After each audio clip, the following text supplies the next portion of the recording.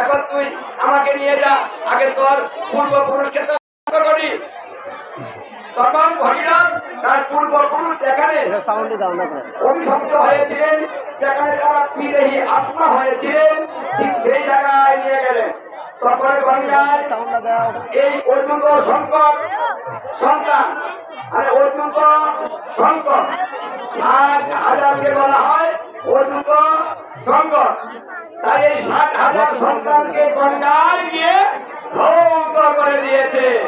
যখনই গঙ্গা এই তাদের বিদেহী আত্মাদিকে ধ্বংস করে দিয়েছে, অমনি সমস্ত সবর বংশের সন্তানরা দিব্য দেহ ধারণ করতে রইল। মানে ওদের দেহ দেবতার স্বরূপ দেহ ধারণ করছেন, আর ঊর্ধ্ব লোক থেকে গঙ্গা এই রথ নামছে, রথে আরোহণ করছে, ঊর্ধ্ব লোকে গমন করে যাচ্ছে। হরে কৃষ্ণ। তাই গঙ্গা দেখুন খুব কষ্টের দল, আমাদের কষ্ট নাই, কারণ আমরা তো পরিশ্রম করে অর্জন করিনি, তাই কষ্ট নেই। আর যারা পরিশ্রম করে অর্জন করেছে তারা জগতের কল্যাণ করে গিয়েছে। ভারতবর্ষে জন্ম হলো যার, জীবন দিয়ে করো পরের উপকার, মানে উপকারের জন্য আমাদের এই দেহটা প্রাপ্ত হয়েছে। জন্মটা সার্থক হয় তখনই, কিন্তু আমরা নিজের স্বার্থে জন্মটাকে ব্যবহার করি, পরের কল্যাণের জন্য করি না। কিভাবে করবেন কল্যাণ? এই যে এসেছেন এই সুন্দর আয়োজন, এগুলো হলো কল্যাণকর। এখানে প্রসাদের ব্যবস্থা হয়েছে, তাহলে যারা স্নান করবে দূর দূরান্ত থেকে এসেছে, তাহলে তাদের একটু সুবিধা হয়নি? এটা কি কল্যাণ হয়নি? এই ব্যবস্থা তো আগে ছিল না, ছিল কি? আগে স্নানের ঘাটে এসে বাড়ি থেকে নিয়ে আসতে হতো, হ্যাঁ, শিরা, দই।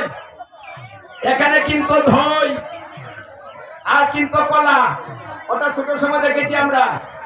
কোনো ব্যবস্থা ছিল না প্রসাদের, এক সিমটিও কেউ দেয় নাই কিচ্ছু। আর ওই শিরা কলা দই খেয়ে সারাদিন হেঁটে হেঁটে আবার শুরু করছি। এভাবে আমরা করেছি, আপনারাও করেছেন। আর আজকে কি উন্নত হয় নাই? উন্নত হয়েছে। একটু প্রসাদ তো পাওয়া যাচ্ছে, অল্প হলেও। প্রসাদ হলো কৃপা। যখন কোন প্রসাদের ব্যবস্থা করা হয়, নিবেদন করা না হলেও সেটা প্রসাদ হয়। কেউ কেউ বলে নিবেদনই করে না, তাহলে আবার প্রসাদ হয় কি করে? হ্যাঁ, তীর্থক্ষেত্রে এমনি প্রসাদ হয়ে যায়। যদি কেউ মানে উদ্দেশ্য করে রান্না করে, সঙ্গে সঙ্গে সেই জায়গায় চলে যায়। এই জন্য তীর্থক্ষেত্রে বিচার নেই, বিচার অন্য জায়গায় হয়, কিন্তু তীর্থে বিচার হয় না। আপনি বৃন্দাবনে যান, অন্য কোনো তীর্থক্ষেত্রে যান, বিচার করে চলতে পারবেন না।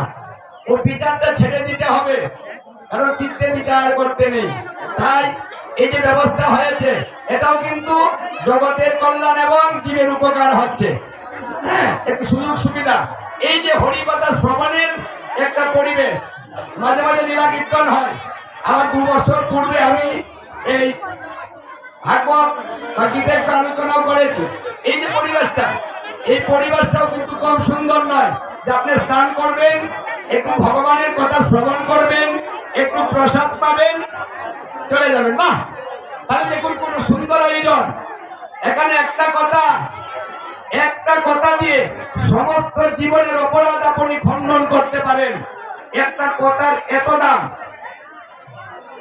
এখান থেকে একটা কথা নিয়ে যান বাড়িতে, এখানে তো অনেক কিছু কিনবেন, অনেক কিছু ভ্যাগ করে নিয়ে যাবেন, তাই না? এখান থেকে একটা কথাও ভ্যাগে করে নিয়ে যান, ওই ব্যাগের ভিতরে কথাও পড়বেন, পরে বাড়ি নিয়ে যাবেন, ওই কথাটা রেখে দিবেন, ফেলে দিবেন। হরে কৃষ্ণ।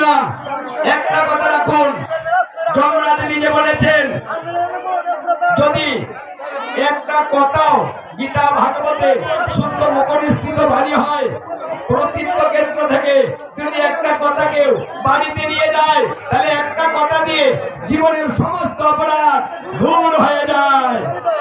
একটা কথার এত দাম।